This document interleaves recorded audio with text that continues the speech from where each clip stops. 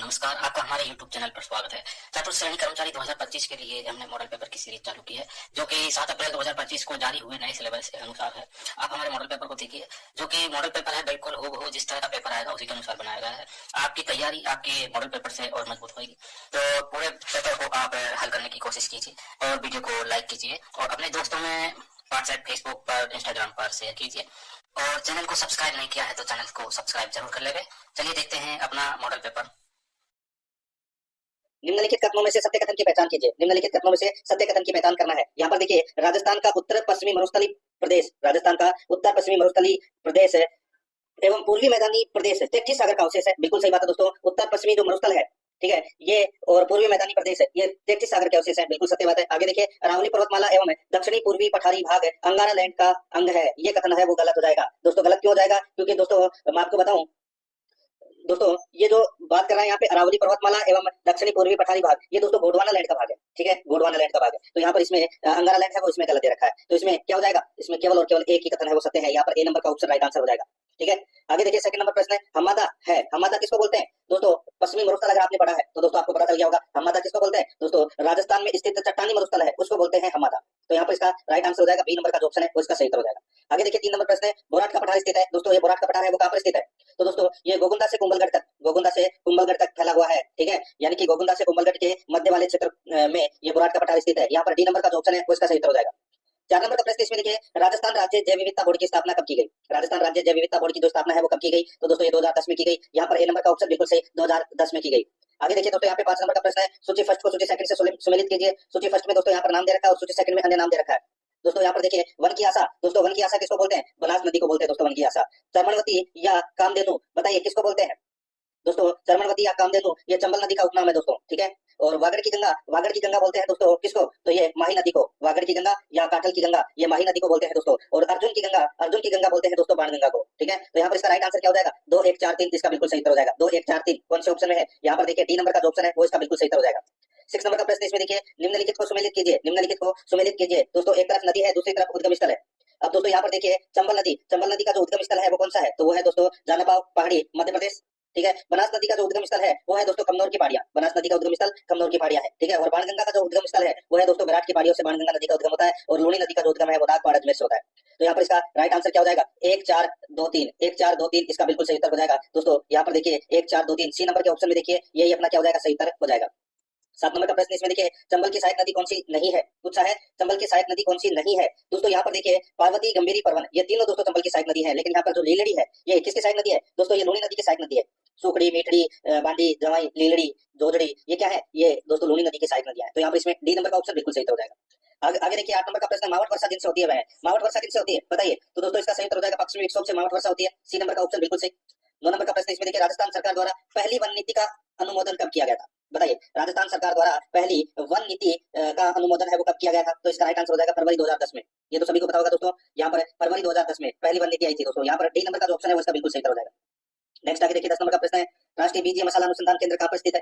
एक तो ये और एक है दोस्तों केंद्रीय सरसों अनुसंधान केंद्र जो सेवर भरतपुर में, ठीक है। ये दो प्रश्न बहुत बार परीक्षा में पूछे जा चुके हैं।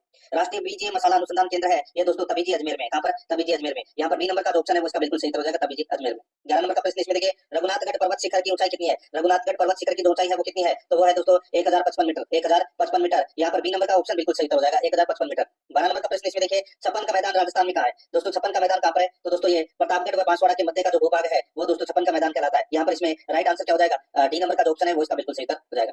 आगे देखिए, यहाँ पे 13 नंबर का प्रश्न है, राजस्थान के कौन से भौतिक प्रदेश को दक्कन का लावा पठार भी कहा जाता है? राजस्थान के कौन से भौतिक प्रदेश को दक्कन का लावा पठार भी कहा जाता है? तो दोस्तों इसका जो राइट आंसर हो जाएगा वो है इसमें कौन सा? बताइए। तो दोस्तों इसका जो सही उत्तर हो जाएगा वो है इसमें दक्षिणी पूर्वी पठारी भाग है, दक्षिणी पूर्वी पठारी भाग है, ठीक है। तो इसको दक्कन का लावा पठार भी कहा जाता है। यहाँ पर डी नंबर का जो ऑप्शन है वो इसका बिल्कुल सही हो जाएगा। आगे देखिए दोस्तों, यहाँ पे 14 नंबर का प्रश्न है, राजस्थान में कर्क रेखा की कुल लंबाई कितनी है? दोस्तों कर्क रेखा की लंबाई है वो कितनी है? तो 26 किलोमीटर है। राइट आंसर हो जाएगा यहाँ पे डी नंबर का ऑप्शन बिल्कुल सही। और दोस्तों ये डूंगरपुर और बांसवाड़ा से होकर गुजरती है। नेक्स्ट आगे देखिए, चाकण बांध राज्य के कौन से जिले में अवस्थित है? बताइए चाकण बांध कहाँ पर है? तो दोस्तों ये चाकण बांध है ये चाकण नदी पर बूंदी जिले में स्थित है दोस्तों। ये यहाँ पर बी नंबर का ऑप्शन बिल्कुल सही, बूंदी जिले में है। 16 नंबर का प्रश्न इसमें देखिए, राजस्थान बायोमास नीति कब बनाई गई? राजस्थान बायोमास नीति है वो कब बनाई गई? तो दोस्तों राइट आंसर हो जाएगा ये 2010 में बनाई गई थी। यहाँ पर ए नंबर ऑप्शन सही उत्तर। 17 नंबर का प्रश्न इसमें देखिए, राजस्थान के किस जिले में सूर्य की किरणों का तिरछापन सर्वाधिक होता है? राजस्थान के किस जिले में सूर्य की किरणों का तिरछापन सर्वाधिक होता है? तो दोस्तों इसका राइट आंसर हो जाएगा वो होता है दोस्तों कहाँ पर? तो दोस्तों श्री गंगानगर में, कहां पर है? श्री गंगानगर में। तो यहाँ पर इसमें डी नंबर का ऑप्शन बिल्कुल सही उत्तर हो जाएगा, श्री गंगानगर में। 18 नंबर का प्रश्न इसमें देखिए, सबला लोहारिया खनन क्षेत्र डूंगरपुर के किस खनिज के भंडार है? बताइए, सबला लोहारिया खनन क्षेत्र किस खनिज के भंडार है? बताइए। तो दोस्तों इसका राइट आंसर हो जाएगा यहाँ पर दोस्तों लाइम स्टोन खनिज के भंडार है दोस्तों। यहाँ पर इसमें ए नंबर का जो ऑप्शन है वो इसका बिल्कुल सही हो जाएगा। 19 नंबर का प्रश्न इसमें देखिए, जनगणना वर्ष 2011 के अनुसार न्यूनतम शिशु लिंगानुपात वाला जिला कौन सा है? न्यूनतम शिशु लिंगानुपात वाला जिला है वो है दोस्तों झुंझुनू। ठीक है, झुंझुनू है। राइट आंसर हो जाएगा इसमें ए नंबर का ऑप्शन बिल्कुल सही। शिशु लिंगानुपात झुंझुनू का कितना है दोस्तों? 837 है। और सर्वाधिक शिशु लिंगानुपात वाला जिला कौन सा है? बांसवाड़ा, और उसका है दोस्तों कितना? 934। ये भी आपको याद रखना है। ए नंबर ऑप्शन बिल्कुल सही। 20 नंबर का प्रश्न इसमें देखिए, नवलखा झील जो मीठे पानी की प्रमुख झील है, राज्य के कौन से जिले में अवस्थित है? मीठे पानी की झील है दोस्तों ये नवलखा झील। कहां पर है? तो ये दोस्तों बूंदी में है। कहां पर है? बूंदी में। यहाँ पर ए नंबर का ऑप्शन बिल्कुल सही हो जाएगा। अब दोस्तों अपन है वो भाग 2 के अंदर राजस्थान इतिहास एवं कला संस्कृति के 20 प्रश्न है वो पढ़ेंगे। देखिए यहाँ पे 21 नंबर का प्रश्न है, ढूंढान राज्य में कछवा वंश की स्थापना किसने की थी? ढूंढान राज्य में कछवा वंश की जो स्थापना है वो दोस्तों किसने की थी? इसका राइट आंसर हो जाएगा दोस्तों, वो की थी किसने? दुले राय ने। तो यहाँ पर इसका राइट आंसर हो जाएगा बी नंबर का ऑप्शन बिल्कुल सही इसमें हो जाएगा। 1137 ईस्वी में। ठीक है, कछवा वंश की जो स्थापना है वो की गई थी। यहाँ पर बी नंबर ऑप्शन सही। आगे देखिए, स्वतंत्रता से पूर्व एरिनपुरा छावनी स्थित थी। स्वतंत्रता से पूर्व एरिनपुरा छावनी है वो कहां पर स्थित थी? तो दोस्तों इसका राइट आंसर क्या हो जाएगा? वो है इसमें ये सिरोही में थी दोस्तों। तो यहाँ पर ए नंबर का जो ऑप्शन है वो इसका बिल्कुल सही। स्वतंत्रता से पूर्व पूछा है तो ये सिरोही में थी। ठीक है, ए नंबर ऑप्शन सही। आगे देखिए दोस्तों, यहाँ पे 23 नंबर का प्रश्न है, निम्नलिखित में से कौन सा युग्म असुमेलित है? कौन सा युग्म असुमेलित है? एक तरफ सभ्यता है, दूसरी तरफ नदी है। ठीक है दोस्तों, यहाँ पर देखिए मैं आपको बताऊं, जोधपुरा जो सभ्यता है ये लूनी नदी के किनारे स्थित है। गलत हो जाएगा दोस्तों। ठीक है, ये लूनी नदी के नहीं, ये साबी नदी के किनारे स्थित है दोस्तों। ठीक है, और बालाथल है ये दोस्तों भेटस नदी के किनारे स्थित है। रंगमहल है ये सरस्वती नदी के किनारे स्थित है। और नगरी है ये भेटस नदी के किनारे स्थित है। ठीक है, तो यहाँ पर इसमें राइट आंसर क्या हो जाएगा? वो है दोस्तों ए नंबर का ऑप्शन बिल्कुल सही, क्योंकि ये असुमेलित युग्म है। ठीक है, 24 नंबर का प्रश्न इसमें देखिए, प्राचीन काल में कौन सा क्षेत्र मेदपाट कहलाता था? मेदपाट कहलाता था। तो दोस्तों मेदपाट कहते थे किसको? तो ये मेवाड़ को। यहाँ पर ए नंबर ऑप्शन बिल्कुल सही, मेवाड़ को। 25 नंबर का प्रश्न इसमें देखिए, मारवाड़ के राठौड़ राजवंश के संस्थापक थे। मारवाड़ के राठौड़ राजवंश के संस्थापक है वो कौन थे? राइट आंसर हो जाएगा वो है दोस्तों राव सिंह। यहाँ पर बी नंबर का जो ऑप्शन है वो इसका बिल्कुल सही हो जाएगा, राव सिंह। नेक्स्ट आगे देखिए, 26 नंबर प्रश्न है, महाराणा प्रताप के हाथी का नाम था। महाराणा प्रताप के हाथी का नाम क्या था? तो दोस्तों इसका राइट आंसर हो जाएगा वो है दोस्तों राम प्रसाद। यहाँ पर बी नंबर का जो ऑप्शन है वो इसका बिल्कुल सही हो जाएगा, राम प्रसाद। ठीक है, और दोस्तों राम प्रसाद जो हाथी है, ठीक है, इसका नाम है वो दोस्तों अकबर ने पीर प्रसाद है वो कर दिया था। तो यहाँ पर इसका राइट आंसर हो जाएगा बी नंबर ऑप्शन सही उत्तर। आगे देखिए यहाँ पे 27 नंबर का प्रश्न है, निम्नलिखित में से किस क्रांतिकारी महिला का संबंध जोधपुर प्रजामंडल से था? बताइए, जोधपुर प्रजामंडल से दोस्तों कौन सी क्रांतिकारी महिला का संबंध था? तो यहाँ पर इसका राइट आंसर हो जाएगा वो है सावित्री देवी भाटी। यहाँ पर बी नंबर का जो ऑप्शन है वो इसका बिल्कुल सही हो जाएगा, सावित्री देवी भाटी। नेक्स्ट आगे देखिए दोस्तों, यहाँ पे 28 नंबर का प्रश्न है, राजस्थान इतिहास का एकमात्र अर्धशाखा किस रियासत में संपन्न हुआ था? दोस्तों अर्धशाखा हुआ था दोस्तों ये 1550 ईस्वी में। ठीक है, और ये जैसलमेर रियासत में हुआ था दोस्तों। यहाँ पर जौहर नहीं हुआ था, सिर्फ केसरिया हुआ था। ठीक है, अब दोस्तों यहाँ पे शाखा किसको कहते हैं? शाखा बोलते हैं दोस्तों जहां पर जौहर और केसरिया दोनों हो रखा हो। ठीक है, उसको बोलते हैं शाखा। और अर्ध शाखा मतलब जहां पर दोस्तों या तो केसरिया हुआ हो या जौहर हुआ हो, दोनों नहीं हुए होंगे। तो यहाँ पर दोस्तों जैसलमेर रियासत में ऐसा हुआ था, वहां पर जौहर नहीं हुआ था, सिर्फ केसरिया ही हुआ था। तो यहाँ पर इसमें डी नंबर का ऑप्शन बिल्कुल सही। 29 नंबर का प्रश्न है, सिरोही नगर की स्थापना किसने की? दोस्तों सिरोही नगर की जो स्थापना है वो सहसमल ने की थी। किसने? सहसमल ने। कब की थी? 1425 ईस्वी में। ठीक है, ये आपको इसमें याद रखना है। आगे देखिए 30 नंबर का प्रश्न है, जेता व कुपा किस शासक के सेनापति थे? जेता और कुपा किसके सेनापति थे? दोस्तों ये मालदेव राठौड़ के सेनापति थे। तो यहाँ पर इसमें ए नंबर का जो ऑप्शन है वो इसका बिल्कुल सही उत्तर हो जाएगा। आगे देखिए दोस्तों, यहाँ पे 31 नंबर का प्रश्न है, राजस्थान का एकमात्र दुर्ग जहां मुस्लिम महिलाओं ने जोहर किया। बताइए, राजस्थान का एकमात्र दुर्ग जहां मुस्लिम महिलाओं ने जोहर किया। तो दोस्तों वो दुर्ग था बटनेर का दुर्ग, जो हनुमानगढ़ में। ठीक है, तो यहाँ पर इसका राइट आंसर हो जाएगा वो है बी नंबर का जो ऑप्शन है वो इसका बिल्कुल सही उत्तर हो जाएगा। तैमूर लंग के आक्रमण के समय दोस्तों मुस्लिम महिलाओं ने हिंदू महिलाओं के साथ में दोस्तों जोहर किया था। यहाँ पर इसमें बी नंबर ऑप्शन सही। आगे देखिए 32 नंबर का प्रश्न है, सास बहू का मंदिर कहां पर स्थित है? सास बहू का मंदिर कहां पर स्थित है? तो दोस्तों ये उदयपुर में है सास बहू का मंदिर। यहाँ पर ए नंबर का ऑप्शन बिल्कुल सही हो जाएगा। आगे देखिए 33 नंबर का प्रश्न है, आदिवासियों का कुंभ कहलाने वाला मेला है। आदिवासियों का कुंभ है वो किसे कहा जाता है? तो दोस्तों इसका राइट आंसर हो जाएगा वो है, ये कहा जाता है दोस्तों बेणेश्वर धाम को। बेणेश्वर धाम को आदिवासियों का कुंभ है वो कहा जाता है। यहाँ पर ए नंबर ऑप्शन बिल्कुल सही। नेक्स्ट आगे देखिए, यहाँ पे मीनाकारी की सबसे बड़ी मंडी कहां पर स्थित है? मीनाकारी की सबसे बड़ी मंडी है वो कहां पर है? तो दोस्तों ये है James and jewellery park Sitapura Jaipur में। तो यहाँ पर इसका राइट आंसर हो जाएगा बी नंबर ऑप्शन सही उत्तर, सीतापुरा में। ठीक है, आगे देखिए यहाँ पे 35 नंबर का प्रश्न है, निम्नलिखित कथनों पर विचार कीजिए। दोस्तों निम्नलिखित कथनों पर विचार करना है, अपने को बताना है कि कौन सा कथन है वो इसमें सत्य है। दोस्तों यहाँ पर देखिए, पंछेड़ा पंछेड़ा है ये माणिक्यलाल वर्मा द्वारा लिखा गया गीत है। दोस्तों बिल्कुल सही बात है। धमाल है ये होली के अवसर पर गाया जाने वाला गीत है, ये भी बिल्कुल सही है। अरेठा है ये बिलों में प्रचलित प्रेमी व प्रेमिका का युगल गीत है, ये भी बिल्कुल सही है। लावणी क्या है? लावणी एक धार्मिक नृत्य है, ये गलत हो जाएगा दोस्तों। ठीक है, लावणी का मतलब दोस्तों बुलाने से होता है। ठीक है, तो यहाँ पर इसका राइट आंसर क्या हो जाएगा? यानी कि नायक के द्वारा नायिका को बुलाने के अर्थ में लावणी गाई जाती है, तो ये धार्मिक नृत्य नहीं है। तो यहाँ पर इसका राइट आंसर क्या हो जाएगा? डी नंबर का ऑप्शन बिल्कुल सही हो जाएगा। ठीक है, आगे देखिए दोस्तों, यहाँ पे देखिए यहाँ पे सत्य कथनों का चयन करना था। ठीक है, तो यहाँ पे सत्य कथन कौन से हो जाएंगे? एबीसी। डी तो इसमें गलत है, तो एबीसी कौन से ऑप्शन में है? डी नंबर का ऑप्शन बिल्कुल सही इसमें हो जाएगा। आगे देखिए 36 नंबर का प्रश्न है, निम्नलिखित में से कौन सा युग्म सुमेलित नहीं है? कौन सा युग्म सुमेलित नहीं है वो अपने को यहाँ पर बताना है। देखिए राव जयचिरो छंद, राव जयचिरो छंद, ठीक है, सुमेलित नहीं है पूछा है, ठीक है। तो दोस्तों देखिए, राव जगत तो बिट्टू सुधा के द्वारा लिखा गया ग्रंथ है, बिल्कुल सही है। देवनारायण रोभात, ये दोस्तों महेंद्र भानावत के द्वारा लिखा गया ग्रंथ है, बिल्कुल सही है। गिलगिचरिया, ये दोस्तों कन्हैयालाल सेठिया द्वारा रचित ग्रंथ है, बिल्कुल सही है। राम रंजाट, एलपी टेक्सिटोरी, ये गलत हो जाएगा दोस्तों। ये राम रंजाट है, ये सूर्यमल मिश्रण के द्वारा रचित ग्रंथ है, ठीक है। तो यहाँ पर इसमें डी नंबर का ऑप्शन राइट आंसर हो जाएगा, ये इसमें गलत दे रखा है। 37 नंबर का प्रश्न इसमें देखिए, महेंद्र और मोमल की प्रेम कथा पर आधारित चित्रशैली है। महेंद्र और मोमल की प्रेम कथा पर आधारित चित्रशैली है, तो वो कौन सी है? तो वो है दोस्तों जैसलमेर चित्रशैली। यहाँ पर बी नंबर का ऑप्शन बिल्कुल सही हो जाएगा। 38 नंबर का प्रश्न इसमें देखिए, उम्मेद भवन पैलेस किस राजा ने बनवाया था? उम्मेद भवन पैलेस किस राजा ने बनवाया था? तो दोस्तों ये बनवाया था उम्मेद सिंह ने। यहाँ पर इसमें ए नंबर का ऑप्शन बिल्कुल सही हो जाएगा, उम्मेद सिंह ने। नेक्स्ट आगे देखिए, 39 नंबर का प्रश्न है, निम्नलिखित सूचियों को सुमेलित कीजिए। निम्नलिखित सूचियों को सुमेलित कीजिए। एक तरफ सूची फर्स्ट है, दूसरी तरफ है सूची सेकंड है। दोस्तों यहाँ पर देखिए, पाल हवेली कहाँ पर है? पाल हवेली दोस्तों ये जोधपुर में है। कहाँ पर है? जोधपुर में। बड़े देवता की हवेली कहाँ है? तो दोस्तों ये कोटा में है, ठीक है। और चौखानी की हवेली कहाँ है? चौखानी की हवेली तो दोस्तों ये झुंझुनू में है। और राठी की हवेली कहाँ है? तो ये सीकर में है। तो दोस्तों इसमें सारे के सारे पहले से ही सही सुमेलित किए गए हैं। तो 1 2 3 4 कौन से ऑप्शन में है? दोस्तों यहाँ पर देखिए, ए नंबर का जो ऑप्शन है वो अपना इसमें राइट आंसर हो जाएगा। 40 नंबर का प्रश्न इसमें देखिए, निम्नलिखित में से सुमेलित युग्म नहीं है। निम्नलिखित में से सुमेलित युग्म किसमें नहीं है?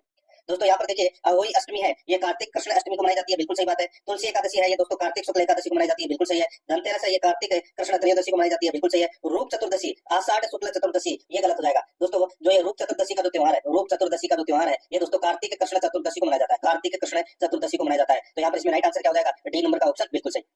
अब दोस्तों अपन भाग 3 के अंदर भारतीय संविधान के 5 प्रश्न है वो पढ़ेंगे। भाग 3 के अंदर भारतीय संविधान के 5 प्रश्न है वो पढ़ेंगे। यहाँ पर देखिए दोस्तों, 41 नंबर का प्रश्न है, निम्नलिखित में से सामाजिक आर्थिक राजनीतिक न्याय का उल्लेख है संविधान के किन उपबंधों में किया गया है? दोस्तों आपने अगर प्रस्तावना पढ़ी है तो दोस्तों भारत की प्रस्तावना में 3 प्रकार के न्याय की व्यवस्था की गई है, सामाजिक, आर्थिक और राजनीतिक। तो यहाँ पर इसका राइट आंसर हो जाएगा प्रस्तावना में बी नंबर का जो ऑप्शन है वो इसका बिल्कुल सही हो जाएगा, ठीक है। ये 5 प्रश्न है वो अपन भारतीय संविधान के पढ़ रहे हैं, और 5 प्रश्न आगे अपन राजस्थान पॉलिटी के अलग से पढ़ेंगे।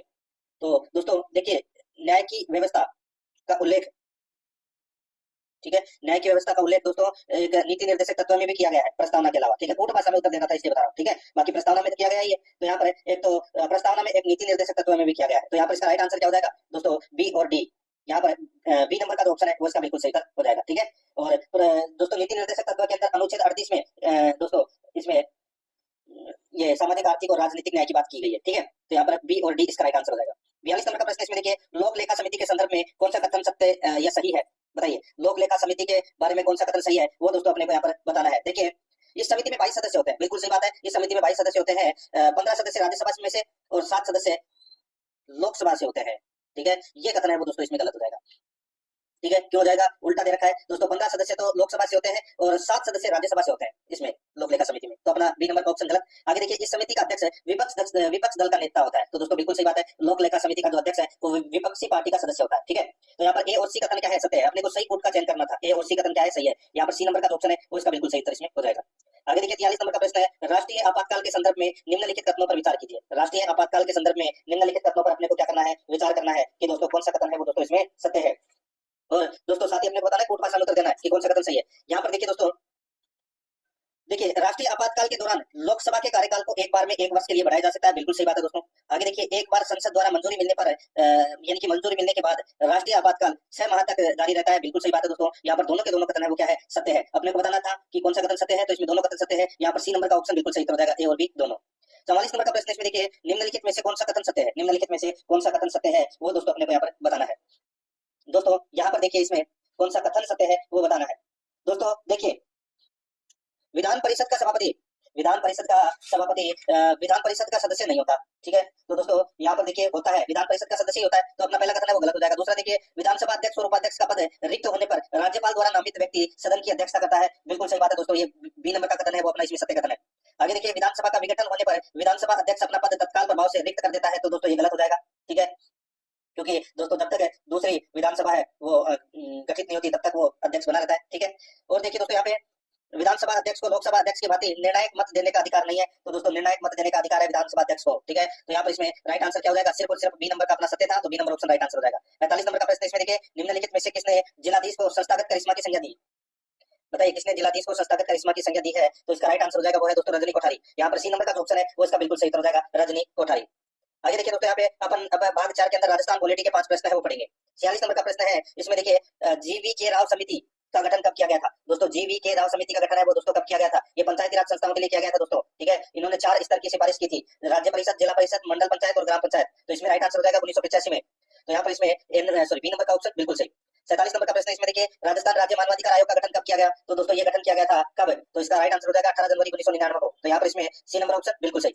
48 नंबर का प्रश्न इसमें देखिए, राज्यपाल के संदर्भ में निम्नलिखित कथनों पर विचार कीजिए। दोस्तों निम्नलिखित कथनों पर क्या करना है? विचार करना है और कोट भाषा में दोस्तों अपने को उत्तर देना है। यहाँ पर देखिए दोस्तों, इसमें राज्यपाल मंत्री परिषद की सलाह के अनुसार कार्य करता है, बिल्कुल सही बात है। राज्य की कार्यपालिका शक्ति राज्यपाल में निहित होती है, ये भी बिल्कुल सही है। राज्यपाल केवल मुख्यमंत्री की सलाह के अनुसार कार्य करता है, तो दोस्तों ये कथन है वो गलत हो जाएगा। केवल मुख्यमंत्री की सलाह पर कार्य नहीं करता दोस्तों, ठीक है दोस्तों।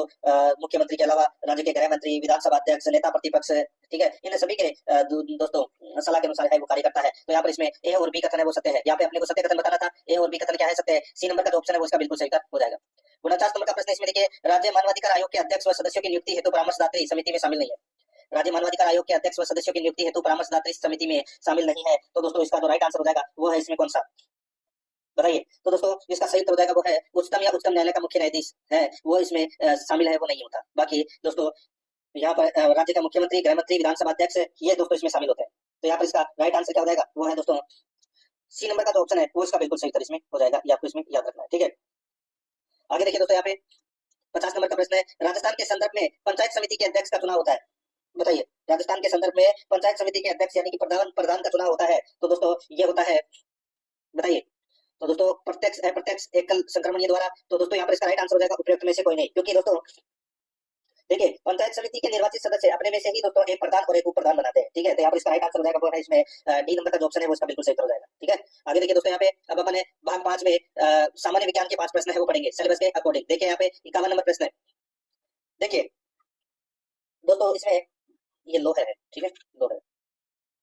मनुष्य में लोहा को इकट्ठा करने का मुख्य अंग क्या है? लोहा को इकट्ठा करने का मुख्य अंग है वो क्या है? दोस्तों इसका राइट आंसर हो जाएगा वो है इसमें यकृत। तो यहाँ पर इसमें राइट आंसर हो जाएगा डी नंबर ऑप्शन सही। आगे देखिए, सामान्यतः वयस्कों में रक्त का निर्माण होता है, सामान्यतः वयस्कों में रक्त का निर्माण होता है, तो दोस्तों ये होता है दोस्तों कहाँ पर? तो इसका जो राइट आंसर हो जाएगा दोस्तों ये होता है अस्थि मज्जा में, ठीक है। कहाँ पर होता है दोस्तों? अस्थि मज्जा में। तो इसका राइट आंसर हो जाएगा सी नंबर का जो ऑप्शन है वो इसका बिल्कुल सही। नेक्स्ट आगे देखिए दोस्तों, यहाँ पे 53 नंबर प्रश्न है, मानव के शरीर में सबसे लंबी कोशिका कौन सी है? मानव के शरीर में सबसे लंबी कोशिका है वो कौन सी है? तो वो है तंत्रिका कोशिका। यहाँ पर ए नंबर का ऑप्शन बिल्कुल सही, तंत्रिका कोशिका। 54 नंबर का प्रश्न इसमें देखिए, न्यूरॉन क्या होता है? न्यूरॉन क्या होता है? तो दोस्तों न्यूरॉन है ये तंत्रिका तंत्र की दोस्तों आधारभूत इकाई है, ठीक है। तो तंत्रिका तंत्र की क्या है? आधारभूत इकाई, न्यूरॉन। डी नंबर ऑप्शन बिल्कुल सही। 55 नंबर प्रश्न इसमें देखिए, निम्न में से कौन मानव शरीर में न्यूरॉन का हिस्सा नहीं है? कौन मानव शरीर में न्यूरॉन का हिस्सा नहीं है? तो दोस्तों इसका राइट आंसर हो जाएगा वो है बोमन कैप्सूल, ये हिस्सा नहीं है। बाकी सेल बॉडी है, डेंड्राइट है, एक्सॉन है। तो यहाँ पर इसका right answer D number option बिल्कुल सही हो जाएगा, ठीक है। ये दोस्तों ये बोमन कैप्सूल है, ये किडनी का हिस्सा है दोस्तों, ठीक है। नेक्स्ट आगे देखिए दोस्तों, अब अपन है वो भाग 6 के अंदर राजस्थान करंट अफेयर से संबंधित 5 प्रश्न है वो पढ़ेंगे। दोस्तों यहाँ पर देखिए 56 नंबर का प्रश्न है, जयपुर में कुपोषित बच्चों की स्थिति सुधारने के लिए कौन सा अभियान चलाया जाएगा? बताइए, जयपुर में कुपोषित बच्चों की स्थिति सुधारने के लिए कौन सा अभियान चलाया जाएगा? तो दोस्तों वो है लाडली अभियान है वो चलाया जाएगा दोस्तों। यहाँ पर ए नंबर का ऑप्शन बिल्कुल सही हो जाएगा। नेक्स्ट आगे देखिए दोस्तों, यहाँ पे 57 नंबर प्रश्न है, राजस्थान के किस जिले में आदर्श वेद विद्यालय बनाया जा रहा है? राजस्थान के किस जिले में आदर्श वेद विद्यालय बनाया जा रहा है? यहाँ पर इसका राइट आंसर हो जाएगा वो है दोस्तों ये कोटा में बनाया जा रहा है दोस्तों आदर्श वेद विद्यालय। तो यहाँ पर सी नंबर का जो ऑप्शन है वो इसका बिल्कुल सही इसमें हो जाएगा, ठीक है। आगे देखिए यहाँ पे 58 नंबर का प्रश्न है, राज्य में साइबर अपराधों की रोकथाम के लिए कौन सा अभियान चलाया जा रहा है? राजस्थान में साइबर अपराधों की रोकथाम के लिए कौन सा अभियान चलाया जा रहा है? तो दोस्तों इसका राइट आंसर हो जाएगा वो है operation cyber shield, operation cyber अभियान, सॉरी ऑपरेशन साइबर शील्ड अभियान। तो यहाँ पर इसमें राइट आंसर हो जाएगा ए नंबर ऑप्शन सही। आगे देखिए यहाँ पे 59 नंबर प्रश्न है, राज्य सरकार द्वारा किस जिले में शिल्प ग्राम बनाया जाएगा? शिल्प ग्राम है वो कहाँ बनाया जाएगा? दोस्तों इसका राइट आंसर हो जाएगा डूंगरपुर में बनाया जाएगा दोस्तों, बी नंबर का ऑप्शन बिल्कुल सही। आगे देखिए, इस वर्ष 10 से 12 जनवरी तक अंतर्राष्ट्रीय ऊंट महोत्सव का आयोजन है वो कहाँ किया गया है? बताइए, ऊंट महोत्सव का आयोजन है वो दोस्तों कहाँ पर किया गया है? तो इसका राइट आंसर हो जाएगा वो है दोस्तों ये किया गया है बीकानेर में। यहाँ पर बी नंबर का ऑप्शन बिल्कुल सही हो जाएगा, बीकानेर के रायसर गांव में। अब दोस्तों अपने भाग 7 के अंदर करंट अफेयर के 5 प्रश्न है वो पढ़ेंगे, जिसमें भारत और विश्व के करंट अफेयर के प्रश्न है वो शामिल किए गए हैं। देखिए 61 नंबर का प्रश्न है, हाल ही में सीआरपीएफ के महानिदेशक के रूप में किसे नियुक्त किया गया है? सीआरपीएफ के महानिदेशक के रूप में किसे नियुक्त किया गया है? इसका राइट आंसर हो जाएगा वो है दोस्तों विपुल कुमार को। यहाँ पर ए नंबर का ऑप्शन बिल्कुल सही, विपुल कुमार को। नेक्स्ट आगे देखिए, समुद्र के ऊपर बना देश का पहला ग्लास ब्रिज किस राज्य में बनाया गया है? समुद्र के ऊपर बना देश का पहला ग्लास ब्रिज किस राज्य में बनाया गया है? तो यहाँ पर इसका राइट आंसर हो जाएगा दोस्तों ये बनाया गया है कहाँ पर? बताइए, तो दोस्तों ये तमिलनाडु में बनाया गया है। तो यहाँ पर इसका राइट आंसर हो जाएगा कन्याकुमारी तमिलनाडु में, बी नंबर ऑप्शन सही था। 63 नंबर प्रश्न इसमें देखिए, हाल ही में किस क्रिकेटर ने अपनी ऑटोबायोग्राफी स्टम्प्ड लॉन्च की है? हाल ही में किस क्रिकेटर ने अपनी ऑटोबायोग्राफी स्टम्प्ड लॉन्च की है? इसका राइट आंसर हो जाएगा वो है दोस्तों, बताइए किसने? तो ये सैयद किरमानी ने, सैयद किरमानी ने। तो यहाँ पर ए नंबर का ऑप्शन बिल्कुल सही। नेक्स्ट आगे देखिए, यहाँ पे केंद्र सरकार ने प्रधानमंत्री फसल बीमा योजना को किस वर्ष तक जारी रखने की मंजूरी दी है? केंद्र सरकार ने प्रधानमंत्री फसल बीमा योजना को किस वर्ष तक जारी रखने की मंजूरी दी है? दोस्तों इसका राइट आंसर हो जाएगा 2025-26 तक। तो यहाँ पर इसमें सी नंबर का ऑप्शन बिल्कुल सही हो जाएगा। आगे देखिए 65 नंबर का प्रश्न है, 1 जनवरी से 31 जनवरी 2025 तक आयोजित किए जा रहे राष्ट्रीय सड़क सुरक्षा माह किस थीम पर आधारित है? 1 जनवरी से 31 जनवरी 2025 तक आयोजित की गई राष्ट्रीय सड़क सुरक्षा माह किस थीम पर आधारित थी? तो दोस्तों इसका राइट आंसर हो जाएगा ये किस थीम पर आधारित थी? तो दोस्तों इसका राइट आंसर हो जाएगा ये थीम परवाह है। इसकी थीम थी दोस्तों परवाह। यहाँ पर इसमें बी नंबर का ऑप्शन बिल्कुल सही हो जाएगा। अब दोस्तों अपन है वो कंप्यूटर से संबंधित 5 प्रश्न पढ़ेंगे सिलेबस के अकॉर्डिंग भाग 8 के अंदर। देखिए यहाँ पे 66 नंबर का प्रश्न है, ऐसी कौन सी इनपुट डिवाइस है जो एनालॉग सूचना को डिजिटल रूप में परिवर्तित करता है जिसका उपयोग ड्राइंग और इमेज में सुधार एवं सूक्ष्म कामों के रूप में किया जाता है? तो यहाँ पर इसका राइट आंसर हो जाएगा वो है डिजिटाइजर। यहाँ पर ये नंबर का जो ऑप्शन है वो इसका बिल्कुल सही हो जाएगा डिजिटाइजर। आगे देखिए 67 नंबर का प्रश्न है, आउटपुट के अनुसार इनपुट में बदलाव करने के लिए किसका प्रयोग किया जाता है? आउटपुट के अनुसार इनपुट में बदलाव करने के लिए किसका प्रयोग किया जाता है? दोस्तों इसका जो राइट आंसर हो जाएगा बताइए किसका प्रयोग किया जाता है? तो इसका सही उत्तर हो जाएगा वो है दोस्तों इसमें गोल 6। तो यहाँ पर सी नंबर का ऑप्शन बिल्कुल सही हो जाएगा गोल 6। 68 नंबर प्रश्न इसमें देखिए, इंस्ट्रक्शन का समूह है जो कंप्यूटर को निर्देशित करता है कहलाता है, तो वो क्या कहलाता है? वो कहलाता है दोस्तों प्रोग्राम। क्या कहलाता है? प्रोग्राम। सी नंबर ऑप्शन बिल्कुल सही। आगे देखिए, विंडोज में चल रही अलग अलग एप्लीकेशंस में से चयन करने के लिए शॉर्टकट की है। विंडोज में चल रही अलग अलग एप्लीकेशंस में से चयन करने के लिए शॉर्टकट की क्या है? तो दोस्तों वो शॉर्टकट की है कौन सी? तो इसका राइट आंसर हो जाएगा वो है अल्ट प्लस टैब। यहाँ पर सी नंबर का ऑप्शन बिल्कुल सही हो जाएगा अल्ट प्लस टैब। ठीक है, आगे देखिए दोस्तों यहाँ पे एमएस पावर पॉइंट में किसी शब्द की वर्तनी जांचने के लिए हम दबाते हैं, बताइए किसी शब्द की वर्तनी जांचने के लिए हम किसको दबाते हैं? तो दोस्तों वो है F7 को दबाते हैं F7। ठीक है, तो यहाँ पर इसका राइट आंसर क्या हो जाएगा? ए नंबर का ऑप्शन बिल्कुल सही। अब दोस्तों अपन है वो भाग 9 के अंदर हिंदी व्याकरण के 20 प्रश्न है वो पढ़ेंगे। सबका प्रश्न है, निम्नलिखित में से किस विकल्प में सभी शब्द अशुद्ध है? किस विकल्प में सभी शब्द अशुद्ध है? तो दोस्तों यहाँ पर इसका जो राइट आंसर हो जाएगा वो है दोस्तों इसमें देखिए गरिष्ठ और कृत्य कृत्य, ये दोस्तों इसमें गलत हो जाएगा। तो यहाँ पे कृत कृत्य हो जाएगा, इसका शुद्ध शब्द तो और गरिष्ठ नहीं आएगा, ठय आएगा इसमें। ठीक है, तो यहाँ पर इसमें राइट आंसर क्या हो जाएगा? बी नंबर ऑप्शन बिल्कुल सही, ये अशुद्ध शब्द है दोनों के दोनों। नेक्स्ट आगे देखिए 72 नंबर का प्रश्न है, इनमें से किस विकल्प में वचन संबंधी अशुद्धि है? वचन संबंधी अशुद्धि है वो दोस्तों किसमें है? दोस्तों यहाँ पर देखिए टोपी टोपियां बिल्कुल सही है, बुढ़िया बुढ़िया। ठीक है, तो दोस्तों यहाँ पर देखिए बहु बहुए, आंख आंखियों। दोस्तों आंख का क्या हो जाएगा? आंखें हो जाएगा। क्या हो जाएगा? आंखें। तो यहाँ पर इसमें राइट आंसर क्या हो जाएगा? डी नंबर ऑप्शन बिल्कुल सही। ठीक है, नेक्स्ट आगे देखिए दोस्तों यहाँ पे 73 नंबर का प्रश्न है, निम्न में से संदिग्ध वर्तमान काल से संबंधित वाक्य कौन सा है? संदिग्ध वर्तमान काल से संबंधित वाक्य कौन सा है? दोस्तों इसमें देखिए शायद उसने देखा होगा, शायद उसने देखा होगा। ठीक है, ये संदिग्ध भूतकाल से संबंधित है। राम बाजार गया हो, राम बाजार गया हो, ये भी दोस्तों संभाव्य वर्तमान काल से संबंधित है। मोहन आम खाता होगा, मोहन आम खाता होगा, दोस्तों ये संदिग्ध वर्तमान काल से संबंधित है ये भी। तो यहाँ पे दोस्तों इसका राइट आंसर क्या हो जाएगा? दोस्तों ये देखिए इसमें सी नंबर का ऑप्शन राइट आंसर हो जाएगा। आपने कहा होगा, ये भी दोस्तों क्या होगा? ये संदिग्ध भूतकाल से संबंधित है। तो यहाँ पे संदिग्ध वर्तमान काल से संबंधित पूछा गया है, तो दोस्तों यहाँ पर इसमें सी नंबर का ऑप्शन राइट आंसर हो जाएगा। यहाँ पर राम बाजार गया हो, दोस्तों ये संभाव्य से संबंधित है। ठीक है, सी नंबर ऑप्शन सही। 74 नंबर का प्रश्न इसमें देखिए, रमेश आम खा रहा है, वाक्य में क्रिया का पक्ष है, रमेश आम खा रहा है, बताइए क्रिया का कौन सा पक्ष है? तो यहाँ पर इसका राइट आंसर हो जाएगा वो है सातत्व पक्ष। यहाँ पर बी नंबर का जो ऑप्शन है वो इसका बिल्कुल सही हो जाएगा सातत्व पक्ष। 75 नंबर का प्रश्न इसमें देखिए, निम्नलिखित में से शुद्ध शब्द बताइए। निम्नलिखित में से शुद्ध शब्द बताना है, तो दोस्तों वो कौन सा है? तो वो है दोस्तों देखिए उज्ज्वलन, उज्ज्वलन। ठीक है, ये दोस्तों यहाँ पे जो शब्द दे रखा है ये दोस्तों शब्द मतलब शुद्ध है, तो यहाँ पर इसमें ए नंबर का ऑप्शन बिल्कुल सही हो जाएगा। आगे देखिए दोस्तों यहाँ पे 76 नंबर का प्रश्न, पूजनीय शब्द में कौन सा प्रत्यय है? दोस्तों पूजनीय में कौन सा प्रत्यय है? तो दोस्तों इसमें अनीय प्रत्यय है। कौन सा? अनीय। तो यहाँ पर इसमें सी नंबर ऑप्शन बिल्कुल सही। नेक्स्ट आगे देखिए 77 नंबर प्रश्न है, निम्नलिखित में से कौन सा वाक्य शुद्ध है? वाक्य शुद्ध कौन सा है? तो दोस्तों इसमें देखिए इस कहानी का शीर्षक बताओ, इस कहानी का शीर्षक बताओ, ये वाक्य शुद्ध है दोस्तों। ठीक है, राइट आंसर हो जाएगा यहाँ पे सी नंबर ऑप्शन बिल्कुल सही। जैसे कि ऊपर वाला ऑप्शन देख लीजिए, देखिए लोग मजदूरों का शोषण करता है, करता नहीं करते हैं। ठीक है, तो यहाँ पर सिर्फ और सिर्फ एक ही सही है, सी नंबर वाला। आगे देखिए निम्नलिखित में से कौन सा शब्द अशुद्ध है? अशुद्ध शब्द कौन सा है? दोस्तों इसमें देखिए सूझबूझ। ठीक है दोस्तों, सूझबूझ इसका जो सही रूप है, ठीक है, वो क्या हो जाएगा दोस्तों? यहाँ पे ये जो जय है, जय नहीं आएगा इसमें, क्या आएगा? ये वाला जय आएगा। ठीक है, तो यहाँ पर इसमें राइट आंसर क्या हो जाएगा? ए नंबर ऑप्शन बिल्कुल सही। नेक्स्ट आगे देखिए दोस्तों यहाँ पे 79 नंबर प्रश्न है, निम्नलिखित में से कौन सा शब्द शुद्ध है? शुद्ध शब्द कौन सा है? दोस्तों यहाँ पर देखिए कारीगर, कारीगर जो शब्द दे रखा है यहाँ पे दोस्तों ये शुद्ध है, ए नंबर ऑप्शन बिल्कुल सही। आगे देखिए यहाँ पे 80 नंबर का प्रश्न है, निम्नलिखित में से कौन सा शब्द अशुद्ध है? अशुद्ध शब्द कौन सा है? दोस्तों इसमें देखिए यहाँ पे अभिशाप दे रखा है। ठीक है, तो ये सा है वो गलत दे रखा है दोस्तों, यहाँ पे ये वाला साप आएगा। ठीक है, यहाँ पर इसमें सी नंबर का ऑप्शन सही। 81 नंबर प्रश्न इसमें देखिए, जितनी लंबी चादर उतने ही पैर पसारो, वाक्य में प्रयुक्त सर्वनाम का कौन सा भेद है? तो दोस्तों इसमें सर्वनाम का भेद है संबंधवाचक, तो यहाँ पर इसमें सी नंबर का ऑप्शन राइट आंसर हो जाएगा। ठीक है, नेक्स्ट आगे देखिए दोस्तों यहाँ पे 82 नंबर का प्रश्न है, निम्नलिखित में से असंगत विलोम शब्द कौन सा है? असंगत विलोम शब्द कौन सा है वो दोस्तों अपने को यहाँ पर बताना है। यहाँ पर दोस्तों इसमें देखिए सहयोगी का प्रतियोगी हो जाएगा, समाज का व्यास हो जाएगा, सृष्टि का सर्जन। दोस्तों सृष्टि का जो विलोम हो जाएगा दोस्तों प्रलय, क्या हो जाएगा? प्रलय। ठीक है, तो यहाँ पर इसमें सी नंबर का ऑप्शन बिल्कुल सही हो जाएगा। आगे देखिए दोस्तों यहाँ पे वन प्रिय कलापी श्यामा, ये निम्न में से किसके पर्यायवाची है? वन प्रिय कलापी श्यामा ये निम्न में से किसके पर्यायवाची है? तो दोस्तों ये पर्यायवाची है किसके? तो ये कोयल के पर्यायवाची है। यहाँ पर बी नंबर का ऑप्शन बिल्कुल सही हो जाएगा, कोयल के ये क्या है? पर्यायवाची। आगे देखिए दोस्तों यहाँ पे 84 नंबर का प्रश्न है, निम्नलिखित में से कौन सा शब्द शुद्ध है? शुद्ध शब्द कौन सा है वो दोस्तों अपने को यहाँ पर क्या करना है? बताना है। दोस्तों यहाँ पर देखिए प्रकोपित, प्रकोपित जो ये शब्द दे रखा है ये दोस्तों यहाँ पर क्या है? बिल्कुल शुद्ध है। यहाँ पर इसमें दोस्तों सॉरी प्रकोपित नहीं, इसमें प्रकोपित प्रकुपित होता है, कोपित नहीं होता, ठीक है, प्रकुपित होता है, कोपित इसमें गलत दे रखा है, ठीक है। यहाँ पे परिमार्जित, परिमार्जित है वो दोस्तों इसमें बिल्कुल सही दे रखा है, तो यहाँ पर इसमें परिमार्जित इसका राइट आंसर हो जाएगा। आगे देखिए 85 नंबर प्रश्न है, निम्न में से किस शब्द में नी उपसर्ग का प्रयोग नहीं हुआ है? नी उपसर्ग का प्रयोग किसमें नहीं हुआ है? तो दोस्तों यहाँ पर देखिए पता चल गया होगा आपको, यहाँ पे दोस्तों निरस्त्र, ठीक है, निरस्त्र में दोस्तों निर उपसर्ग का प्रयोग हुआ है, यहाँ पर नी उपसर्ग का प्रयोग नहीं हुआ है, यहाँ पर इसमें बी नंबर ऑप्शन बिल्कुल सही। 86 नंबर का प्रश्न है, निम्नलिखित में से सही संधि विच्छेद कौन सा है? सही संधि विच्छेद कौन सा है दोस्तों? इसमें देखिए वधु प्लस उक्ति, वधुक्ति, तो दोस्तों यहाँ पर डी नंबर का जो ऑप्शन है वो इसका सही उत्तर हो जाएगा। नेक्स्ट आगे देखिए यहाँ पे निम्नलिखित में से गलत संधि विच्छेद किस विकल्प में है? दोस्तों गलत संधि विच्छेद कौन से विकल्प में है? यहाँ पे देखिए पूर्व प्लस अवशेष, पूरा अवशेष, तो यहाँ पर इसमें सी नंबर का जो ऑप्शन है वो इसका राइट आंसर हो जाएगा। इसमें दीर्घ संधि का क्या हुआ प्रयोग हुआ है। 88 नंबर का प्रश्न इसमें देखिए, जो सब कुछ जानता हो इसका एक शब्द क्या होगा? जो सब कुछ जानता हो इसका एक शब्द क्या होगा? दोस्तों इसका राइट आंसर हो जाएगा वो है सर्वज्ञ। क्या हो जाएगा? सर्वज्ञ। सी नंबर का जो ऑप्शन है वो इसका बिल्कुल सही उत्तर हो जाएगा, सर्वज्ञ। 89 नंबर प्रश्न इसमें देखिए, हिंदी के गोपनीय शब्द के लिए अंग्रेजी का समानार्थी शब्द का प्रयोग होगा। हिंदी के गोपनीय शब्द के लिए अंग्रेजी का समानार्थी शब्द प्रयोग होगा, इसका राइट आंसर हो जाएगा वो है दोस्तों इसमें वो है देखिए कॉन्फिडेंटल। कॉन्फिडेंटल को मतलब क्या होता है दोस्तों? गोपनीय होता है, तो यहाँ पे इसमें राइट आंसर हो जाएगा ए नंबर ऑप्शन बिल्कुल सही। आगे देखिए, निम्नलिखित में से कौन सा सरकारी पत्र नहीं है? बताइए, निम्नलिखित में से कौन सा सरकारी पत्र नहीं है? तो यहाँ पर इसका राइट आंसर क्या हो जाएगा? वो है इसमें आवेदन पत्र। यहाँ पर सी नंबर का जो ऑप्शन है वो इसका बिल्कुल सही उत्तर हो जाएगा, आवेदन पत्र, ठीक है। ये सरकारी पत्र नहीं है दोस्तों, बाकी तीनों है। अब दोस्तों अपन भाग 10 के अंदर इंग्लिश ग्रामर से संबंधित है 15 प्रश्न है वो पढ़ेंगे सिलेबस के अकॉर्डिंग। दोस्तों यहाँ पर देखिए फाइंड द इनकरेक्ट पार्ट, दोस्तों अपने को ये बताना है कि कौन सा पार्ट है वो इसमें गलत है। दोस्तों यहाँ पर देखिए, they had went to the park yesterday, they had went to the park yesterday, तो दोस्तों इसमें परफेक्ट वेंट लगा हुआ है, तो यहाँ पर पास्ट परफेक्ट टेंस का यूज हुआ है, तो दोस्तों यहाँ पे क्या आएगा? तो दोस्तों यहाँ पे वेंट की जगह दोस्तों क्या आएगा?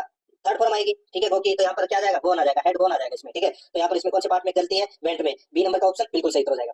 आगे देखिए यहाँ पे फिल इन द ब्लैंक, खालिस्तान भरना है दोस्तों। I my homework before the teacher arrived, I my homework before the teacher arrived, तो दोस्तों यहाँ पर क्या आएगा? दोस्तों इसके अंदर देखिए इसमें भी पास्ट परफेक्ट टेंस का प्रयोग हुआ है, तो यहाँ पर आई हैड फिनिश्ड आएगा, आई हैड फिनिश्ड, तो यहाँ पर अपना इसमें राइट आंसर हो जाएगा I had finished my homework before the teacher arrived, यहाँ पर सी नंबर ऑप्शन सही।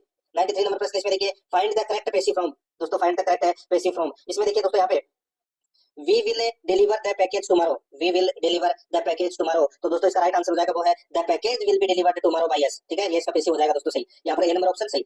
नेक्स्ट आगे देखिए, spot the error in active voice, दोस्तों बताइए एक्टिव वॉइस में दोस्तों यहाँ पर एरर बताना है कि कौन से पार्ट में एरर है। देखिए यहाँ पे the gardener waters the plants every day, तो दोस्तों यहाँ पे आपको पता तो चल गया होगा कौन से पार्ट में एरर है, बताइए। The gardener waters the plants every day, तो यहाँ पर इसमें राइट आंसर क्या हो जाएगा? दोस्तों यहाँ पर देखिए वाटर्स का प्रयोग हुआ है, तो ये प्रेजेंट सिंपल टेंस है, ठीक है, तो यहाँ पर इसका राइट आंसर क्या हो जाएगा दोस्तों? इसमें कोई भी एरर नहीं है, बिल्कुल शुद्ध वाक्य है दोस्तों ये, तो यहाँ पर डी नंबर का ऑप्शन बिल्कुल सही, नो एरर। आगे देखिए, चूज द करेक्ट ऑप्शन, दोस्तों चूज द करेक्ट ऑप्शन, यहाँ पर देखिए she said to him are you coming, she said to him are you coming, तो दोस्तों यहाँ पर इसका राइट आंसर हो जाएगा वो है she asked him if he was coming, तो यहाँ पर इसमें ए नंबर का ऑप्शन है वो इसका बिल्कुल सही उत्तर इसमें हो जाएगा। आगे देखिए दोस्तों यहाँ पे spot the error in indirect sorry spot the error in direct speech, इसमें देखिए दोस्तों he said to me I will meet you yesterday, he said to me I will meet you yesterday, तो दोस्तों इसका राइट आंसर हो जाएगा यहाँ पर दोस्तों yesterday है वो इसमें क्या है दोस्तों? इसमें गलत दे रखा है yesterday, ठीक है, तो दोस्तों यहाँ पर अपना इसमें क्या आएगा? देखिए विल मीट का आया है, ठीक है, तो विल विल का मतलब इसमें दोस्तों फ्यूचर टेंस का प्रयोग हुआ है, तो फ्यूचर टेंस में तो यस्टरडे का प्रयोग नहीं होता, पास्ट में होता है, तो यहाँ पर क्या आएगा दोस्तों? टुमारो, यस्टरडे की जगह टुमारो आएगा, यहाँ पर डी नंबर का ऑप्शन बिल्कुल सही हो जाएगा। आगे देखिए दोस्तों यहाँ पे चेंज टू एक्सक्लेमेटरी, दोस्तों यहाँ पर देखिए द व्यू इज स्टनिंग, तो दोस्तों यहाँ पर इसका राइट आंसर हो जाएगा वो है इसमें what A stunning view it is, तो यहाँ पर इसमें राइट आंसर हो जाएगा ए नंबर का ऑप्शन बिल्कुल सही। नेक्स्ट आगे देखिए दोस्तों यहाँ पे चूज द इंट्रोगेटिव फॉर्म, यहाँ पर देखिए he can swim fast, he can swim fast, तो दोस्तों यहाँ पर इसका राइट आंसर हो जाएगा वो है इसमें can he swim fast, can he swim fast, इसका क्या हो जाएगा? राइट आंसर हो जाएगा इसमें, यहाँ पर ए नंबर ऑप्शन बिल्कुल सही। आगे देखिए दोस्तों यहाँ पे करेक्ट द सेंटेंस, यहाँ पर देखिए she go to school by bus every day, she go to school by bus every day, तो दोस्तों इसका जो राइट आंसर हो जाएगा वो है दोस्तों बताइए कौन सा पार्ट में एरर है? सॉरी करेक्ट सेंटेंस कौन से वो अपने को यहाँ पे बताना है। सी go to school by bus every day, correct sentence इसका, तो दोस्तों इसका करेक्ट सेंटेंस हो जाएगा she goes to school by bus every day, यहाँ पर ए नंबर का ऑप्शन बिल्कुल सही हो जाएगा। 100 नंबर का प्रश्न इसमें देखिए फिल इन द ब्लैंक, दोस्तों फिल इन द ब्लैंक, यहाँ पर देखिए she has knowledge of history, she has knowledge of history, बताइए क्या आएगा खालिस्तान में? दोस्तों इसमें आएगा मच, क्या आएगा? मच, तो यहाँ पर इसका राइट आंसर हो जाएगा सी नंबर का ऑप्शन बिल्कुल सही, मच। आगे देखिए फाइंड द इनकरेक्ट पार्ट, बताना है कि कौन सा पार्ट में एरर है। देखिए the India is a west country, बताइए दोस्तों इसमें देखिए यहाँ पे कौन से पार्ट में एरर है? तो इसमें दोस्तों द पार्ट में एरर है, तो इसमें द नहीं आएगा दोस्तों, ठीक है, तो यहाँ पर इसका राइट आंसर क्या हो जाएगा? ए नंबर ऑप्शन बिल्कुल सही, सिर्फ और सिर्फ इंडिया वेस्ट कंट्री आएगा। आगे देखिए 102 नंबर का प्रश्न, select the sentence with incorrect select the sentence with incorrect apostrophe usage, दोस्तों यहाँ पर इसका जो राइट आंसर हो जाएगा वो है दोस्तों इसमें दोस्तों it's a sunny day today. तो यहाँ पर इसमें राइट आंसर क्या हो जाएगा? सी नंबर का ऑप्शन बिल्कुल सही। नेक्स्ट आगे देखिए दोस्तों, यहाँ पे select the appropriate preposition. Khalistan में प्रीपोजिशन बनना है दोस्तों। यहाँ पर देखिए वी विल अराइव 6 PM। तो क्या आएगा? तो दोस्तों सिंस 6 PM आएगा इसमें। क्या सिंस 6 PM आएगा? नहीं, सिंस तो ऑप्शन में दे नहीं रखा। तो दोस्तों यहाँ पर क्या आएगा? 8 6 PM। तो यहाँ पर इसमें राइट आंसर हो जाएगा बी नंबर का ऑप्शन बिल्कुल सही। आगे देखिए select the correct Hindi translation. दोस्तों I am drinking water. I am drinking water को दोस्तों इंग्लिश में क्या लिखेंगे? दोस्तों मैं पानी, सॉरी हिंदी में क्या लिखेंगे? मैं पानी पी रहा हूँ। यहाँ पर इसमें right answer b number option हो जाएगा। आगे देखिए दोस्तों, यहाँ पे 105 नंबर का प्रश्न है, choose the correct Hindi term of है। दोस्तों यहाँ पर देखिए एक शब्द दे रखा है लेजिस्लेशन। दोस्तों लेजिस्लेशन को हिंदी में क्या कहते हैं? इसको बोलते हैं दोस्तों विधान। क्या बोलते हैं? विधान है। ए नंबर का जो ऑप्शन है वो इसका बिल्कुल सही उत्तर हो जाएगा। अब दोस्तों अपन भाग 11 के अंदर गणित से संबंधित 15 प्रश्न है वो पढ़ेंगे, ठीक है। और दोस्तों ये प्रश्न 106 से 120 तक होंगे। दोस्तों यहाँ पर देखिए 106 नंबर का प्रश्न है, 3 अलग अलग स्थानों पर ट्रैफिक लाइटें 24, 48 और 72 सेकंडों पर बदलती है। यदि तीनों लाइटें 9:10 और 24 सेकंड पर सुबह पर बदलती है तो तीनों स्थानों पर एक साथ होने वाला अगला परिवर्तन कब होगा? बताइए। तो दोस्तों अगला परिवर्तन कब होगा? तो यहाँ पर दोस्तों ये तो दे रखा है 48, 24, 48 और 72। इसका अपन क्या निकाल लेंगे? एलसीएम निकाल लेंगे। इसका एलसीएम कितना होगा? दोस्तों देखिए जिसमें सभी का भाग जाता हो तो 72 का कितना 100 डबल करेंगे तो कितना हो जाएगा? 144। 144 में सभी का भाग जा रहा है, बिल्कुल जा रहा है। तो ये इसका क्या निकल कर आ जाएगा? एलसीएम, ठीक है। तो ये सेकंड हो गया दोस्तों, ठीक है। तो इसको अपन कैसे लिखेंगे? 2 मिनट 24 सेकंड लिख सकते हैं। 144 सेकंड को अपन 2 मिनट 24 सेकंड लिख सकते हैं, क्योंकि 160 सेकंड तो 2 मिनट हो गया और 24 सेकंड है वो अलग से हो गया, यानी कि 2 मिनट 24 सेकंड। अब अपन इसमें क्या करेंगे? 9, 10, 24 है, इसमें अपन क्या करेंगे दोस्तों? 2 मिनट और 24 सेकंड और जोड़ देंगे तो दोस्तों कितना हो जाएगा? 9 मिनट है, सॉरी 9:12 और 48 सेकंड, ठीक है। तो यहाँ पर इसका राइट आंसर हो जाएगा 9:12:48 AM। तो यहाँ पर सी नंबर का ऑप्शन बिल्कुल सही हो जाएगा। 107 नंबर का प्रश्न, इसमें देखिए 4 संख्याओं का औसत 60 है, तो 60 × 4 कर लीजिए, कितना हो जाएगा? 240। पहली संख्या शेष तीनों संख्याओं के योगफल की है, तो पहली संख्या ज्ञात कीजिए। दोस्तों यहाँ पर देखिए सीधा सा है, क्या है कि पहली संख्या शेष तीनों संख्याओं के योगफल की है। तो दोस्तों सीधा सा है, यहाँ पर 60 × 3 करोगे तो कितना हो जाएगा दोस्तों? 180। और पहली संख्या कितनी हो जाएगी दोस्तों? 60, यानी कि 60 × 3, यानी कि पहली संख्या क्या है दोस्तों? 60। तो यहाँ पर इसका राइट आंसर क्या हो जाएगा? वो है इसमें सी नंबर का ऑप्शन बिल्कुल सही। इसको अपन ऐसे भी निकाल सकते हैं, पहली संख्या बराबर 1/3 शेष संख्याओं का योग। तो दोस्तों यहाँ पे 3 इंटू पहली संख्या बराबर 240, ठीक है। तो 240 में आप 4 का भाग दे लीजिए, 60 आ जाएगा, ठीक है। यहाँ पर ये नंबर ऑप्शन सही। आगे देखिए 108 नंबर का प्रश्न है, मनोज ने एक साइकिल 500 रुपए में खरीदी, उसे 80 रुपए कम में बेच दी, तो बताइए साइकिल का विक्रय मूल्य तथा उसे कितने प्रतिशत की हानि हुई? वही 80 रुपए में कम में बेच दी, तो यानी कि 420 रुपए में बेची, और 80/500 कर लीजिए। तो दोस्तों इसका राइट कितना? 2 0 से 0 कट गए, 80 में 5 का भाग दिए तो कितना आ गया? 16, यानी कि 420 रुपए में बेची और 16% की हानि पर बेची। यहाँ पर बी नंबर का ऑप्शन बिल्कुल सही हो जाएगा। आगे देखिए दोस्तों, यहाँ पे एक व्यापारी 24 रुपए में एक वस्तु खरीदता है और विक्रय मूल्य के 20% लाभ पर बेच देता है, तो वस्तु का विक्रय मूल्य कितना होगा? बताइए। सीधा सा है, 24 का 20% निकाल लीजिए दोस्तों, कितना होगा? एक व्यापारी 24 रुपए में एक वस्तु खरीदता है, ठीक है, और विक्रय मूल्य के 20% लाभ पर बेच देता है। विक्रय मूल्य के 20% लाभ पर क्या कर देता है? बेच देता है, ठीक है। यानी कि दोस्तों सीधा सा मैं आपको बोलूं, माना कि विक्रय मूल्य 100 रुपए है, ठीक है, तो क्रय मूल्य कितना हो गया दोस्तों? ये हो गया अपना 80, ठीक है। और दोस्तों विक्रय मूल्य अपन निकालेंगे तो दोस्तों यहाँ पे 24/80 इंटू 100 कर लीजिए, तो यहाँ पर कितना जाएगा? 30 रुपए। तो यहाँ पर इसमें बी नंबर ऑप्शन बिल्कुल सही। आगे देखिए एक गांव की जनसंख्या 6000 है, जिसमें से 2400 महिलाएं हैं, तो पुरुष कितने हैं? कितने प्रतिशत है? तो दोस्तों 2400 महिलाएं हो गई, तो पुरुष कितने हो गए दोस्तों? 3600, ठीक है। अब ये 3600 है, ये 6000, तो प्रतिशत निकाल लीजिए आपको यहाँ पे, ठीक है। 2 0 से ये 2 0 कट गए, ये 2 0 से 0 कट गए, 360 में 6 का भाग दोगे तो कितना आ जाएगा? 60%। यहाँ पर ए नंबर ऑप्शन सही हो जाएगा। आगे देखिए 111 नंबर प्रश्न है, एक गांव की जनसंख्या में 15% की वार्षिक दर से वृद्धि होती है। एक गांव की जनसंख्या में 15% की वार्षिक वृद्धि दर से वृद्धि होती है। यदि वर्तमान जनसंख्या 4000 हो तो 2 वर्ष बाद गांव की जनसंख्या क्या होगी? दोस्तों सीधा सा है, यहाँ पे 4000 इंटू 115/100 इंटू 115/100। तो यहाँ पर ये 2 0 से ये 2 0 कट गए, इस 0 से ये 0 कट गया, ठीक है। अब दोस्तों 4 इंटू 115 कर लीजिए और बटे में दोस्तों 10 का भाग दे दीजिए। राइट आंसर आ जाएगा यहाँ पे कितना? 5290। तो यहाँ पर इसका सही उत्तर हो जाएगा डी नंबर ऑप्शन बिल्कुल सही। आगे देखिए दोस्तों, यहाँ पे 5.25% साधारण ब्याज पर 3250 रुपए की राशि पर 8 वर्षों में ब्याज अर्जित होगा। दोस्तों सीधा सा है, निकाल लीजिए दोस्तों 3250 इंटू 5.25 इंटू 8/100। पॉइंट हटाने के लिए दोस्तों 2 0 और लगा दीजिए बस। तो यहाँ पर दोस्तों 3250 इंटू 525 इंटू 8/10,000 हो जाएगा, ठीक है। बस काट लीजिए इसको, इसको आप काटोगे तो दोस्तों आपके पास में राइट आंसर निकल कर आ जाएगा 1365 रुपए। यहाँ पर सी नंबर ऑप्शन सही।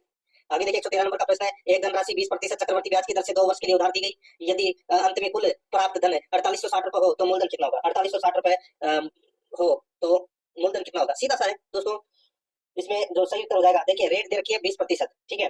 तो दोस्तों 20/100 अपन लिख सकते हैं, तो यहाँ पर इसको अपन दोस्तों 1/5 भी लिख सकते हैं, ठीक है। अब दोस्तों यहाँ पे देखिए इसमें 2 वर्ष के लिए उधार दी गई है, तो वर्ष के अंत में कुल प्राप्त लाभ है वो 4860 है। अब आप दोस्तों इसमें ऑप्शन उठा लीजिए, ऑप्शन उठाओगे तो ज्यादा बेटर रहेगा दोस्तों, ठीक है। यहाँ पे देखिए मैंने ऑप्शन उठा लिया 3375, ठीक है। तो 3375 का दोस्तों आप क्या कर लीजिए, 20% निकाल लीजिए, ठीक है। या आप इसको ऐसे लिख सकते हैं 120 इंटू 120/100, बस आपका 4860 आंसर आ जाएगा। यहाँ पर सी नंबर ऑप्शन बिल्कुल सही। आगे देखिए, दूध और पानी के 30 लीटर के मिश्रण में दूध और पानी का अनुपात 7:3 है, ठीक है। यानी कि दोस्तों मान लीजिए इसमें 70 लीटर तो क्या है, यानी कि 30 लीटर के मिश्रण में, ठीक है। तो 30 लीटर में देखिए 21 लीटर तो क्या है, दूध है, और 9 लीटर है वो पानी है। इस अनुपात को 3:7 बनाने के लिए मिश्रण में मिलाए जाने वाले पानी की मात्रा क्या होगी? तो पानी की मात्रा है वो अपने को यहाँ पर मिलाना है। तो दोस्तों देखिए ये 7 से कट रहा है, नहीं कट रहा, ठीक है। तो यहाँ पे 3 अनुपात तो कैसे आएगा, 7 से आप काटोगे इसको तो आएगा 3, ठीक है। अब ये 7 कैसे आएगा? अब इसमें दोस्तों अपने को क्या करना है, ये 7 अनुपात लाने के लिए अपन इसमें क्या जोड़े कि 7 का भाग देने पर दोस्तों 7 ऑप्शन में मतलब अनुपात आ जाए। तो दोस्तों यहाँ पर देखिए इसमें अपन 40 लीटर और जोड़ दें, 40 लीटर और जोड़ दें, तो अगर अपन 7 का भाग देंगे तो कितनी बार जाएगा, 7 बार। तो यहाँ पर दोस्तों 7 का भाग 21 में दिया 3 बार, और 7 का भाग 49 में दिया तो कितना बार, 7 बार। तो यहाँ पर 3:7 आ रहा है, तो यहाँ पर 40 लीटर पानी है वो और मिलाएंगे, ये नंबर ऑप्शन बिल्कुल सही। आगे देखिए दोस्तों यहाँ पे 115 नंबर का प्रश्न है, एक व्यवसाय में ए एक कार्यशील तथा बी सुप्त पार्टनर है। ए 12,000 रुपए तथा बी 20,000 रुपए लगाता है। ए प्रबंधन के लिए लाभ का 10% पाता है, शेष लाभ को उनकी पूंजी अनुपात में बांटते हैं। 9,600 रुपए के कुल लाभ में से ए से प्राप्त राशि क्या है, ए से प्राप्त राशि क्या है? सबसे पहले अपन क्या करेंगे दोस्तों, इसका अनुपात निकाल लेंगे। 12,000 और 20,000 का अनुपात दोस्तों निकल कर आ जाएगा 3:5, ठीक है। अब दोस्तों यहाँ पे ए को प्रबंधन के लिए दिया गया भाग, तो यहाँ पर कितना है 9,600, तो 9,600 में से 9,600 में से 10% यानी कि 960 को घटा देंगे, ठीक है। 960 घटा देंगे तो दोस्तों कितना हो जाएगा, 8,640, ठीक है। अब अनुपातों का योग कितना हो गया था, तो दोस्तों 3 और 5 आया था, तो यानी कि अनुपातों का योग 8 हो गया। तो अपने को एक का लाभांश निकालना है, तो दोस्तों यहाँ पे निकालेंगे 3/8 इंटू 4640, ठीक है। करोगे तो कितना आ जाएगा दोस्तों, 3240 आ जाएगा। अब 3240 में दोस्तों अपन है वो 10% भाग है, ठीक है, यानी कि 960 वो जोड़ देंगे इसमें, तो कितना हो जाएगा 4200 रुपए। तो यहाँ पर बी नंबर का ऑप्शन बिल्कुल सही। 116 नंबर का प्रश्न इसमें देखिए, 4 आदमी और 6 औरतें किसी काम को 8 दिन में कर सकते हैं। 4 आदमी और 6 औरतें किसी काम को 8 दिन में कर सकते हैं, ठीक है। दोस्तों यहाँ पे 3 आदमी और 7 औरतें उस काम को 10 दिन में करते हैं, तो 10 औरत उस काम को कितने दिन में करेगी? तो दोस्तों 10 औरत उस काम को कितने दिन में करेंगी, इस प्रश्न को दोस्तों आपको खुद करना है। यहाँ पे मैं आपको बता देता हूँ, राइट आंसर 40 दिन में करेगी दोस्तों, ठीक है। थोड़ा सा लंबा है, बी नंबर ऑप्शन सही था। आगे देखिए 117 नंबर प्रश्न है, एक कार का प्रत्येक पहिया प्रति सेकंड 5 चक्कर काटता है। यदि पहिए का व्यास 84 सेंटीमीटर है तो कार की चाल मीटर सेकंड में क्या होगी? तो दोस्तों मीटर सेकंड में वर्ग की परिधि का सूत्र लगा लीजिए दोस्तों, 2πr, ठीक है। तो 2πr निकालोगे तो दोस्तों 2 इंटू 22/7 इंटू आर दोस्तों व्यास तो 84 दे रखा है, तो आर कितनी हो जाएगी 42, ठीक है। तो 2πr 42, तो ये कट गया किससे, 6 बार कट गया 7 से, ठीक है। तो 22 इंटू 2 कितने 44, 44 इंटू 6 करोगे तो कितना आ जाएगा दोस्तों, यह जाएगा 264, ठीक है। और 5 सेकंड में दूरी तय की गई दोस्तों, 64 इंटू कितना आया था 264, ठीक है।